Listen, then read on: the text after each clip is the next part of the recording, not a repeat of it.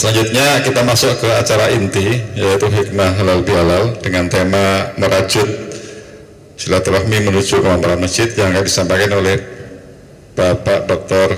Fatihul Nada LCMA. Beliau adalah dosen Universitas Islam Negeri Syarif Hidayatullah. Untuk itu kami persilakan. Assalamualaikum warahmatullahi wabarakatuh. Alhamdulillahi rabbil alamin, al-qaili fi kitabihil karim, innama ya'mur masajidallahi man amana billahi wal yawmil akhir wa aqama as-salata wa ata az-zakata wa lam yakhsha illallah fa'asa ulaika ay yakunu minal muhtadin. Asyhadu an la ilaha illallah wa ashhadu anna Muhammadar Rasulullah.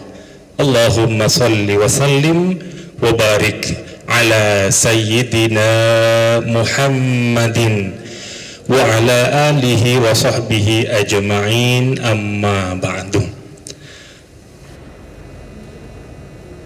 Wah, jam 11.10 Pak Haji. Oh iya. Ini nyebutin yang terhormat aja udah lumayan ini. Yang sama-sama kita hormati, kita muliakan Sohib Al-Jami', Sohib Al-Masjid, seluruh pengurus Dewan Kemakmuran Masjid Raya Jatimulya, baik di jajaran apa dulu yang atas? Pembina, ada Bapak Haji Hadiat, lalu kemudian di jajar dan seterusnya ada di jajaran pengawas, ada Bapak Haji Urip dan lain-lainnya. Lalu kemudian di jajaran pengurus ada Bapak Haji Suratman. Pak Haji Suratman yang mana ya tadi? Oh, sedang keluar. Dan seluruh jajarannya. Banyak kali ini kalau disebutin satu-satu ini, nanti kehabisan waktunya. Seluruh pengurus DKM, Masjid Mushola, kemudian Majelis Ta'lim kaum bapak dan kaum ibu, lalu seluruh stakeholder, baik itu di aspek organisasi sosial kemasyarakatan, Nahdlatul Ulama dan Muhammadiyah, kemudian ada puskesmas juga, ada sekolah juga, ada dari unsur pemerintahan, ada RT, RW, kemudian desa, ini ada anggota dewan juga yang disebutkan, Bapak Haji Nur Yasin dan Bapak Haji Muhammad Jamil sudah hadir. Oh, yang penting semangatnya hadir. Niatnya juga sudah hadir. Semua stakeholder termasuk hadirin dan hadirat yang dimuliakan Allah Subhanahu wa ta'ala. Baik, jadi tema ini menarik sekali, merajut silaturahmi menuju kemakmuran masjid. Acaranya adalah halal bihalal. Dan kita kalau bicara halal bihalal dari aspek historis sejarahnya, itu tidak bisa lepas juga dari yang namanya unsur-unsur kemakmuran masjid, dari yang namanya unsur-unsur keagamaan, dan juga paling penting adalah hubungan antara ulil amri dan ulil ilmi, yaitu aparatur pemerintahan dan juga aparatur bidang keagamaan. Ini tidak bisa dipisahkan ya. Jadi dulu kalau bicara sejarahnya, halal bihalal itu sudah ada dari zaman Wali Songo ya. Jadi Wali Songo itu sudah membuat tradisi halal bihalal. Pola Islam Wali Songo itu adalah menghidupkan budaya lokal dengan nuansa keagamaan. Itu kan pola dakwahnya ya. Maka ada dakwah dengan gamelan, betul nggak Pak? Ya kan? Ada dakwah dengan wayang, ya Bu ya. Itu Wali Songo. Termasuk halal bihalal itu dulu masyarakat Nusantara itu punya kegiatan namanya Dharma Surya Kapitayan, yang memang itu adalah momentum setiap tahun masyarakat lokal bertemu, ya bahasa kitanya silaturahim, untuk saling maaf memaafkan. Maka kata Wali Songo, ini halal bihalal saja kita buat acaranya. Nah, terus sejarahnya abad 15 Wali Songo, abad 18 itu kesultanan-kesultanan, kerajaan-kerajaan di Indonesia, termasuk Raja Arya Mangkunegara, Surakarta, itu mempertahankan tradisi halal bihalal. Sampai abad 20, ya, masyarakat Muslim Indonesia itu sudah mempraktekkan halal bihalal. Hanya pada tahun 1948, ini cerita yang paling sering diangkat sejarah halal bihalal. Presiden pertama Indonesia yang bernama Insinyur Soekarno. Ya. Konflik politik, ya, negara, ya kan? Ada yang menginginkan negara ini adalah negara berbasis agama. Ada kelompok yang menginginkan negara ini berbasis sosial, berbasis demokrasi dan lain sebagainya. Akhirnya Insinyur Soekarno meminta ujangan kepada Kiai Haji Wahab Hasbullah. Kiai Haji Wahab Hasbullah, Pak Kiai, ini gimana nih kondisi situasi politik ini sedang genting, ya. Baru merdeka 45 ke 48, tiga tahun. Kalau ibarat anak bayi ini baru jalan ya Pak ya. Ya Bu ya. Ibu masih ingat Bu? Bu masih ingat Bu? Ibu dulu punya anak umur 3 tahun baru bisa apa Bu? Nah, udah bisa lari ya Bu ya. Jadi baru 3 tahun merdeka, tahu-tahu ada konflik. Ya. Dan waktu itu ulil amrinya Presiden Soekarno ini meminta wejangan nasihat kepada ulil ilmi, Mbah Kiai Haji Wahab Hasbullah. Akhirnya oleh Kiai Haji Wahab Hasbullah disarankan untuk melaksanakan halal bihalal, itu mengundang semuanya. Diundang, mana nih kelompok yang pengennya A, mana yang kelompok pengennya B, mana yang kelompok pengennya C, sampai Z kalau ada. Diundang semuanya dalam acara silaturahim halal bihalal. Kita kalau diundang halal bihalal apalagi di masjid, ini nggak enak nggak kalau mau berantem Pak? Ya, karena masjid ini tempat yang sangat spesial. Orang kalau dari rumah musuhan, dua-duanya masuk masjid, berantem nggak di masjid? Malu lah, ya, malu. Selain emang ya, iblisnya berhenti di luar, dia nggak berani masuk gitu kan. Di masjid ini tempat yang paling enak, apalagi suasananya halal bihalal. Jadi kalau kita merujuk pada sejarah ini, halal bihalal itu ada unsur bagaimana sinergitas antara ulil amri dan ulil ilmi, antara pemimpin dan ulama, umara dan ulama. Ini titik temunya. Ya. Saya baca sedikit lah sejarah gitu. Ada dulu itu muridnya Imam Abu Hanifah, namanya Abu Sufyan. Ya. Ini dia sebetulnya termasuk murid Imam Abu Hanifah yang sangat-sangat hebat ya. Ru'ya'an Ma'ruf bin Al-Karhi. Ini ada seorang ulama namanya Ma'ruf ya, Al-Karhi. Dia menceritakan begini. Lama mata Abu Sufyan, ketika itu tadi seorang ulama ada namanya Abu Sufyan ya, sahib ya, Abi Hanifah, muridnya Imam Abu Hanifah. Murid kalau sudah disebut sahib ya, sahib itu kan sebetulnya artinya temenan ya. Tapi kalau murid sudah disebut sahib sama orang lain, disandingkan sama gurunya, itu artinya posisinya bukan sekedar murid biasa, sudah murid level hebat, sudah penerus keturunan madhab Imam Abu Hanifah. Ketika meninggal, apa yang terjadi? Lam yahdur janazatahu ahadun minan nas. Di bahasa kitanya sekarang itu nggak ada yang ngelayat, nggak ada yang takziah ya. Padahal kalau orang Indonesia nih bahasanya ya, bendera apa warnanya Pak? Kuning. Di sini kuning Pak. Oh, ada lagi tempat lain hijau gitu Pak. Bendera kuning udah dipasang, nggak cukup bendera kuning. Orang Indonesia biasanya masang apa? Tenda. Ya, ada orang meninggal dipasang tenda nggak sama orang Indonesia? Pasang tenda nih, katanya hajatan apa gitu ya, masang tenda.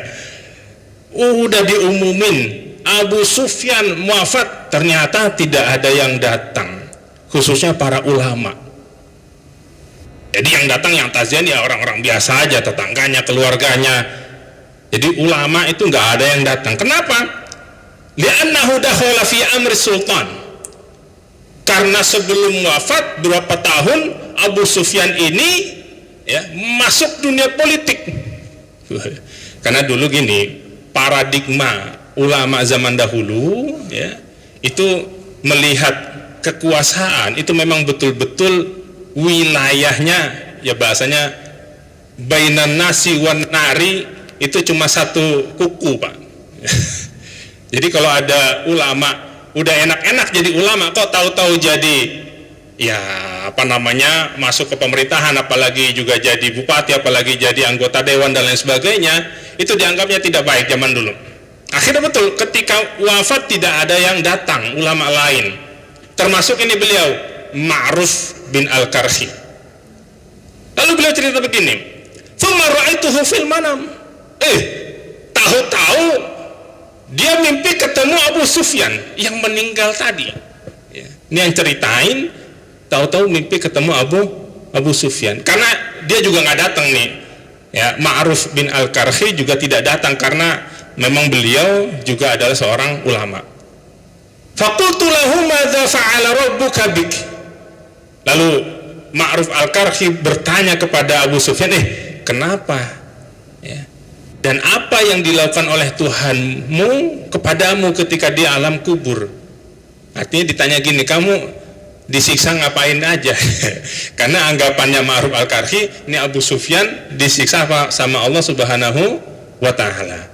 Lalu Abu Sufyan menjelaskan begini, qad ghafara li rabbi. Alhamdulillah Ma'ruf Al-Karhi, aku ini sudah diampuni oleh Allah Subhanahu wa Ta'ala. Ya kita memang tidak bisa pungkiri ya, kalau sudah masuk ke wilayah apa namanya politik ya Pak ya. Politik orangnya disebut apa? Poli apa? Tikus. Politikus ya Pak ya. Kalau sudah masuk dunia politik ya memang itu dia kerjaannya ya neraka semuanya gitu Pak. Betul nggak Pak? Memang banyak kerjaan neraka di situ. Ya.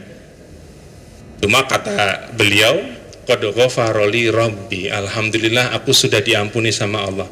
Loh kok bisa diampuni sama Allah? Kata beliau, li sahbi lil muta'allimin. Karena alhamdulillah saya ini dulu waktu jadi gubernur, kira-kira waktu jadi gubernur, saya itu punya rasa peduli terhadap sektor-sektor agama, khususnya orang-orang yang belajar dan mengajarkan agama.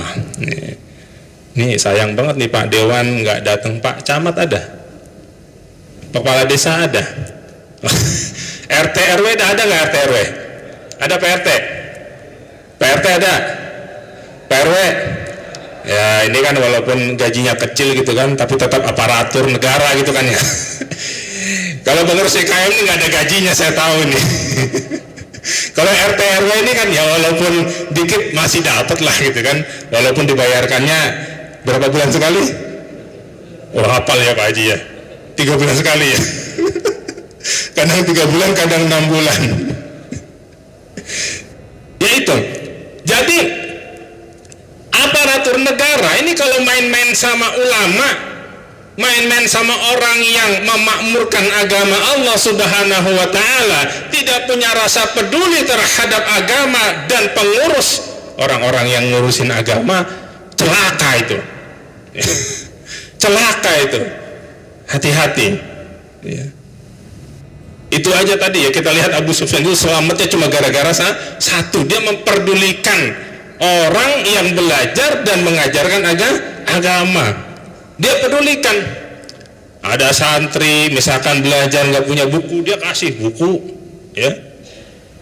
Kalau kita di Indonesia sekarang alhamdulillah ya sudah ada apa namanya beasiswa KIP contoh misalkan ya, itu kan bagi pelajar-pelajar di Indonesia gitu kan. Lalu kemudian ada guru, ada ustadz, ada kiai, ada ulama diperhatikan ya.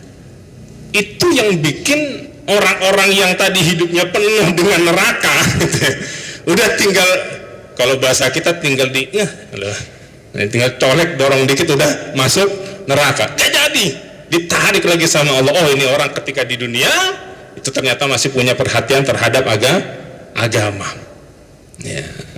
Ini luar biasanya ya. Kenapa kemudian halal bihalal ini menjadi hal yang penting dihubungkan dengan agama dan negara, ulil amri dan ulil ilmi ya, ulama dan umara, karena memang punya latar belakang sejarah yang begitu dekat ya. Ini luar biasa. Dan al-imamul adil ya. Tadi kita katakan ya bahwa orang yang masuk dunia politik itu ibaratnya sama neraka itu udah tinggal nyemplung. Karena memang saya bicara aja, banyak profesi-profesi yang memang kalau sama neraka dekat, kalau sama surga juga dekat. Ada yang sama neraka dekat, ada yang sama surga dekat. Saya punya saudara, dia kerja di salah satu bank negara BUMN lah ya, analis kreditur di atas 5M. Jadi yang datang ke dia itu proposal kreditur yang di atas 5M. Dia bilang, "Mas, saya itu kaki saya yang kiri itu ada di rumah, di kantor, kaki saya yang kanan tuh udah ada di penjara," katanya begitu. Jadi kaki dia yang satu itu masih di rumah, masih di kantor, kaki dia yang satu itu ada di penjara. Tahu maksudnya Pak? Karena para kreditur yang sudah besar-besar minjemnya itu 5M itu sebetulnya banyak yang bermasalah, tapi karena tekanan atasan, tekanan politik, analis itu harus meloloskan. Lah nanti kalau itu kreditur bermasalah kan yang dicari pertama analisnya. Iya kan? Maka dia bilang, ini ibarat tuh saya setengah badan udah masuk penjara Mas gitu. Jadi memang ada profesi-profesi yang ya kita harus katakan di hadapannya ini banyak masalah gitu. Jadi bapak-bapak tenang aja, yang profesinya apalagi DKM lah, tenang aja lah. Jauh itu sama neraka itu.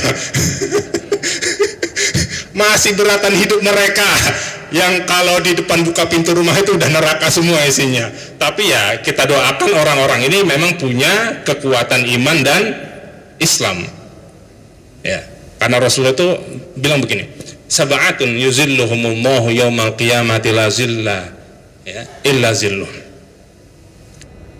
7 kelompok orang yang nanti di akhirat itu akan mendapatkan perlindungan dari Allah, yang mana di akhirat nanti udah nggak ada lagi kita cari perlindungan, kita cari backup ya, ordal, apalagi Pak bahasanya itulah ya kan. Itu kalau di dunia kan masih senang aja gitu kan ya, nah, di jalan gitu kan, stop Pak, mohon izin lihat SIM STNK, kasih aja kartu nama Bapak, tadi Bapak Letnan siapa Pak? Ya kan, kasih kartu nama Bapak Letnan, wah sudah, silahkan Pak jalan gitu kan. Karena masih ada perlindungan kalau di dunia gitu kan. Kalau mau dibawa ya bawa aja silakan, ntar pulang ke rumah silaturahim sama Pak Letnan, Pak Letnan tolong ini SIM saya ini ditilang, beres itu kan. Di dunia itu kita yakin bahwa apapun masalahnya masih banyak perlindungan, tapi di akhirat gak ada lagi, hanya perlindungan Allah. Nyari payung gak ada di sana, hujan kehujanan ya nggak ada itu tukang ojek payung. Tapi 7 orang nanti diberikan keistimewaan sama Allah, mendapatkan perlindungan. Dan yang dikatakan pertama kali oleh Rasulullah Shallallahu Alaihi Wasallam saat menyabdakan hadis ini adalah al-imamul adil. Coba bayangin ya, al-imamul adil. Nggak ada itu al-ustad. Nggak ada itu al-kiai, al-alim. Yang pertama disebutkan oleh Rasulullah al-imamul adil. Bahkan di beberapa nomor urut berikutnya, rajulun yata'allaqu qalbuhu fil masajid. Orang-orang yang hatinya terpaut dengan masjid. Ini kalau ditafsirkan kan ya pengurus-pengurus DKM gini kan.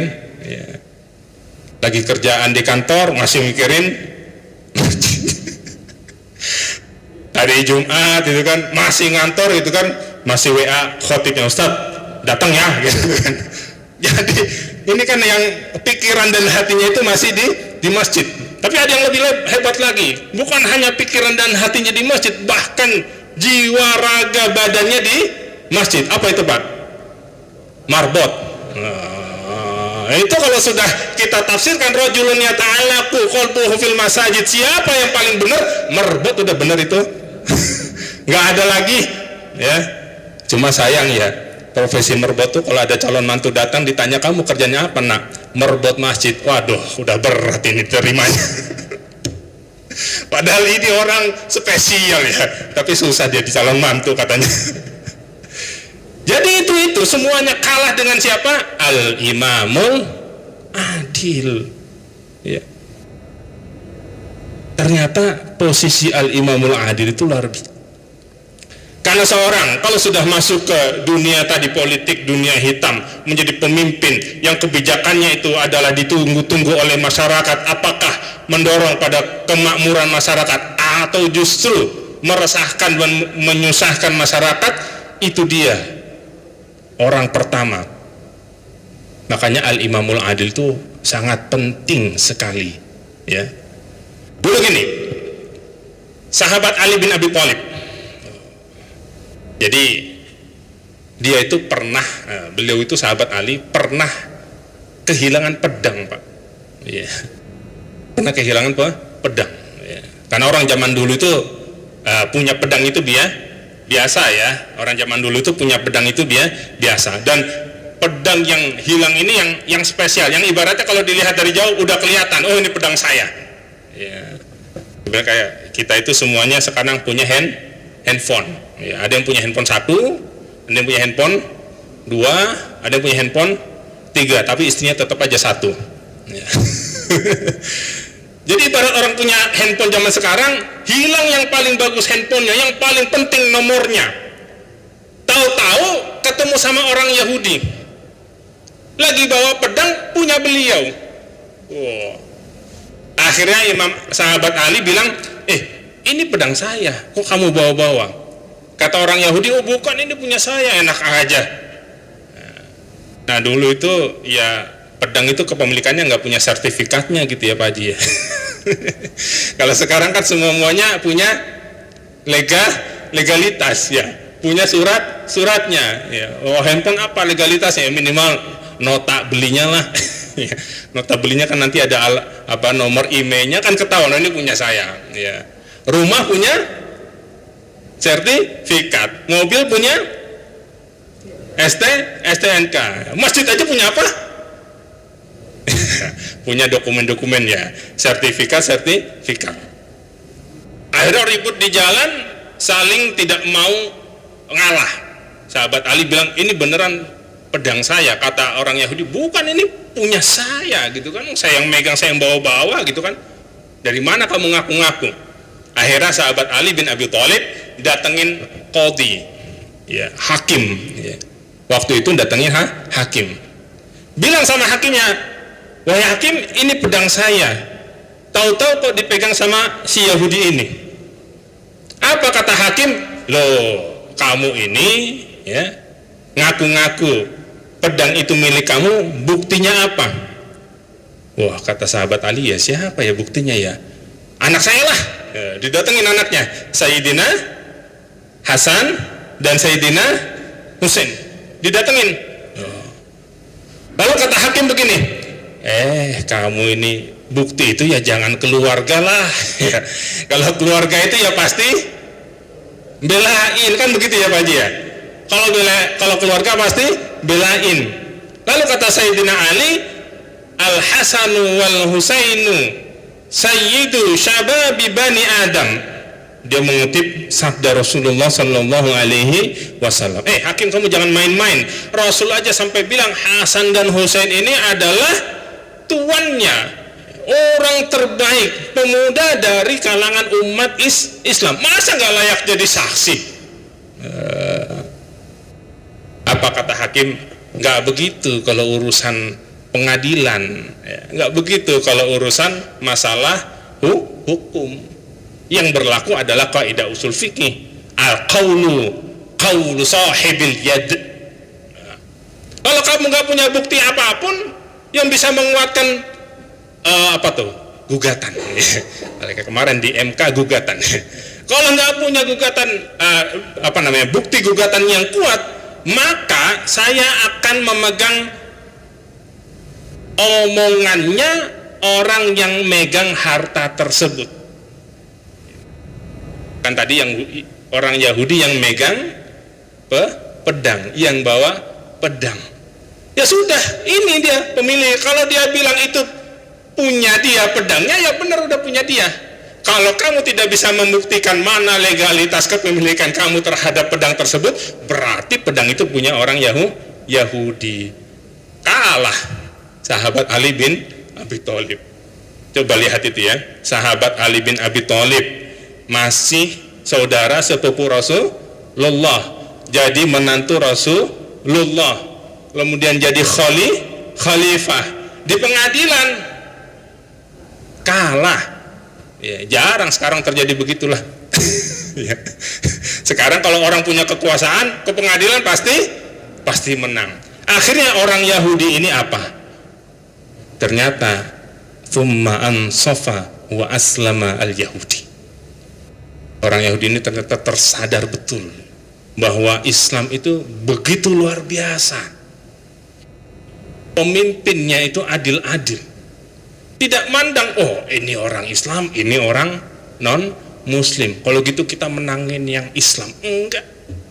Gak ada sejarahnya di dalam Islam seperti itu. Yang dimenangkan apa? Al-adalatu. Keadilan ada di mana? Kalau dimenangkan orang Islam dan itu di situ terbukti keadilan, dimenangkan orang Islam. Kalau yang dimenangkan memang harus orang non-Muslim dan disitulah duduk keadilannya ada, ia menangkan orang non-Muslim. Akhirnya ini orang masuk Islam. Dan beliau berkata begini, wa bihadhihi tuqamu as-sama wal ard. Dan dengan karakter Islam yang penuh keadilan ini, maka kehidupan di dunia ini semuanya akan baik-baik saja. Langit bumi tidak akan ada masalah, nggak akan ada kiamat. Jadi kita lihat ya cerita ini, betapa pentingnya memiliki pemimpin yang adil. Aparatur negara yang mengayomi masyarakatnya, ya ini harus didorong punya karakter yang adil. Kita nasehatin, karena tugas masyarakat, tugas orang-orang yang hidup di sektor keagamaan, para ulama adalah menasehati para umara. Lalu setelah dinasehatin apa? Kita doakan bahwa mereka semuanya adalah mendapatkan bimbingan dari Allah Subhanahu wa Ta'ala agar adil dalam bersikap dan berbijak. Dan sekali lagi dari kisah ini kita ambil kesimpulan bahwa betapa pentingnya yang namanya legalitas.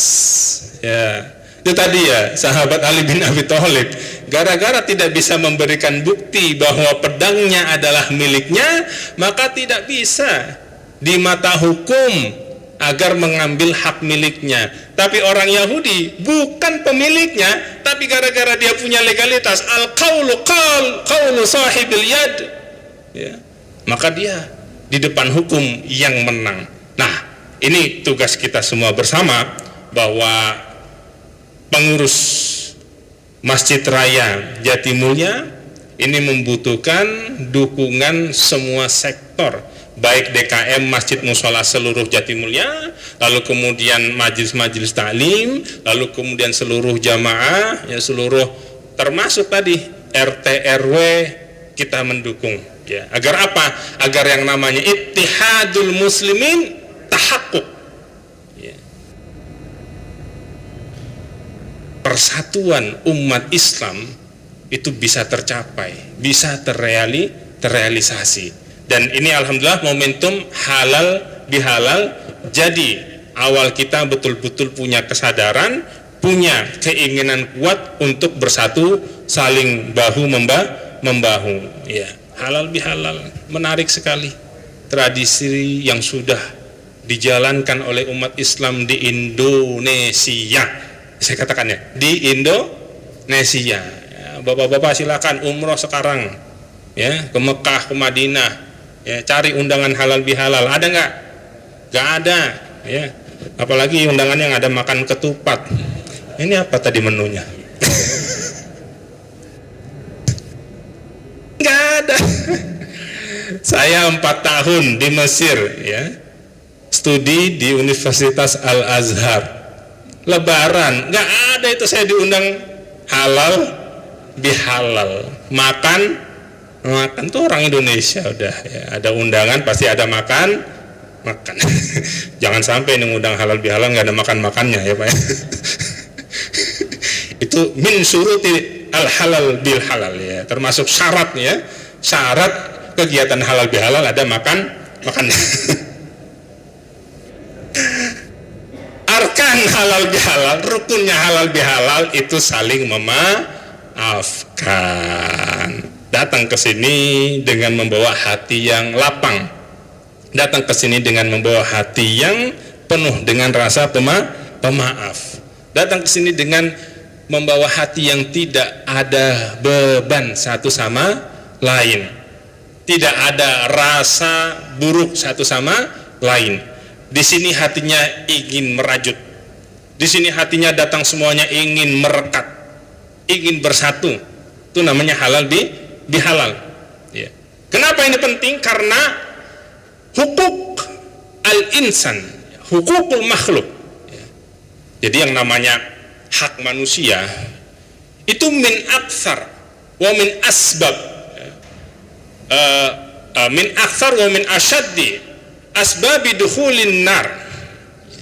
Kita kalau sudah punya tanggungan yang tidak kita selesaikan di dunia kepada sesama manusia, itu paling repot urusannya nanti di akhirat, ya. Kalau kita punya urusan sama Allah, ya, belum selesai di dunia, nanti gampang selesainya di akhirat, ya. Rahmati wasi'at kulla syai'in, itu kata Allah. Kasih sayangnya Allah itu bisa meliputi semuanya, ya. Mau dosa kecil, mau dosa besar, mau dosa orang itu minta maaf ataupun dosa orang itu kagak pernah minta maaf, ya. Al hasanatu tadfa'us sayyi'at. Karena bisa saja dosa kita itu diampuni sama Allah bukan karena kita minta maaf, tapi karena kita beramal baik. Itu kalau urusannya sama Allah, ya. Allah itu punya kasih sayang yang melebihi rasa marahnya. Wah. Kalau kita kebalik, ya sabar sih sabar, tapi ada batasnya. Itu kan manusia, dalilnya begitu terus ya Pak ya. Ada orang minta maaf, ya kalau salahnya dikit dimaafin. Kalau giliran salahnya banyak, sabar sih sabar, tapi ada batasnya dong. Oh iyalah, kayak apa namanya, kasih sayangnya sedikit, dendamnya besar. Ini kebalikannya Allah, ya. Makanya kalau punya hak, ya urusan hak sama manusia nggak selesai di dunia, itu paling repot nasibnya nanti di akhirat. Rasulullah kan pernah bertanya sama sahabatnya, ya, atadruna mal muflis, sahabatku, kalian tahu nggak siapa orang yang rugi? Sahabat ya namanya waktu itu mungkin masih baru kenal Islam, masih awam. Ya jawabannya, man la mala wala mata. Ya Rasulullah, ya menurut kami namanya orang rugi, orang susah hidupnya itu ya orang yang nggak punya harta, orang yang nggak punya fasilitas hidup. Tuh. Akhirnya Rasulullah bilang begini, al-muflisu min ummati ya'ti yaumal qiyamati bisolatin wa siyamin wa zakatin wa ya'ti qad syatama hadha wa qadhafa hadha wa akala ma'ala hadha wa daraba hadha. Nih, catat bahwa orang yang merugi kata Rasulullah adalah orang, dia umatku, dia beriman kepada aku, kepada Allah, tapi nanti di hari akhir ketika dia dihisab sama Allah, oh ternyata sholatnya rajin, lalu kemudian puasanya juga rajin, habis puasa bayar zakat juga rajin. Tapi ternyata di dalam buku amal catatannya di dunia dia tertulis sebagai orang yang pernah mengejek-ngejek orang lain, lalu kemudian menyakiti orang lain, pernah ngambil harta orang lain, pernah bahkan bahasanya dalam hadis itu wasafaka dama hadza, membunuh darah orang lain, mukul orang lain. Ini yang paling rugi kata Rasulullah. Pahalanya tadi sudah menggunung, ternyata banyak dosanya. Lalu apa yang terjadi? Thumma u'tiya min hasanatihi hadha wa min hasanatihi hadha. Itu pahala sholatnya, pahala puasanya, pahala zakatnya diambil sama Allah, dikasih ke orang-orang yang pernah dizolimi. Ambil, oh kasih ke yang lain, kasih ke yang lain, kasih ke yang lain. Dikasihin sama Allah. Hatta faniyat min hasanatihi, sampai amal baiknya itu habis, saldonya tinggal 0, Pak. Orang punya saldo 1 miliar dibagi-bagi habis, karena punya utang banyak. Biasa orang kaya itu kadang ya mobilnya banyak, rumahnya banyak, tapi hutangnya nggak kalah banyak. Akhirnya apa? Walam yuqada ma alaihi. Yang ngantri itu tadi orang yang pernah dihina, orang yang pernah disakiti itu masih banyak, belum selesai urusannya ternyata. Tsumma ukhidha min khotoyahum. Akhirnya kesalahan-kesalahan orang yang pernah disakiti diambil, dikasih ke dia. Faturiha finnar. Ini orang akhirnya saldonya minus, masuk ke dalam neraka. Ini kata Sayyid Mula Al-Qari, bahwa hubungan manusia, hak-hak yang tergantung tidak selesai urusannya di dunia, Allah tidak bisa kasih rahmat, Allah nggak bisa kasih ampun, Allah tidak kasih bisa ghufrannya Allah nggak bisa, nggak berlaku itu di akhirat nanti. Yang Allah bisa caranya begitu, dibalik-balikin kebaikannya dan keburukannya antar sesama manusia. Kenapa? Karena inilah cara yang sekiranya kalau orang itu berdua masih hidup, begitu cara nyelesainnya. Tapi kalau caranya Allah kan kasih sayangnya Allah, ampunannya Allah selesai. Tapi kalau hak manusia nggak bisa. Bahkan rahmatnya Allah tidak bisa mengintervensi hak manusia. Maka rugi sekali kalau kita datang ke halal bihalal masih ada rasa marah. Harus kita bebaskanlah. Pokoknya hati kata ini jangan sampai ada urusan sama manusia. Kalau ada urusan selesaikan, selesaikan semua urusan. Jangan ngambek-ngambekan, ngambek-ngambekan. La yahillu lirajulin ayyahjura akhahu fawqa thalathi layalin. Tuh kata Rasulullah Kalau punya marah ya wajarlah, namanya manusia gitu kan. Tapi jangan sampailah kelihatan juga di depan orang lain, ya. Gak boleh, ya. Apalagi lewat dari tiga hari, ya. Fayuridu hadza wa yuridu hadza. Kalau ketemu di jalan, ketemu di masjid, sapa menyapa, hai, tapi kepalanya kemana gitu, Pak. Menyapa, apa kabar, tapi dia madepnya ke kanan, ke kiri, ya. Atau wah, ada orangnya nih, udah belok kiri aja lah, gak jadi ketemu dia, ya. Jangan, ya. Semuanya harus dibersihkan, ya. Wa khairumuhuma man yabda'u bis salam. Dan kalau ada kejadian, ya, dua orang ini lagi nggak baik hubungannya, kata Rasulullah, yang paling baik di antara keduanya adalah orang yang pertama kali memulai salam, orang yang pertama kali minta maaf. Dah, pokoknya orang Indonesia itu harus memaklumi, ya Pak, ya. Mau salah mau benar, kita berusaha menjadi orang yang pertama kali minta maaf. Enggak Ustadz, saya makan benar, dia yang salah. Enggak usah begitu, dah. Harus maklum, ya. Di Indonesia itu orang yang ngutang sama yang ngasih hutang itu galakan orang yang udah, itu udah maklum dah. Jadi nggak usah heran punya tetangga salah sama kita sama juga akhirnya nggak mau nyapa, jangan, udah kita yang duluan, ya. Karena begitulah namanya manusia. Jangan kita melakukan interaksi dengan manusia seperti karakter manusia yang tidak baik berinteraksi kepada kita. Nih, masih ada nggak ini Pak Haji Urip? Ono kalau lihat jam Ono ya masihlah 3 menit ya.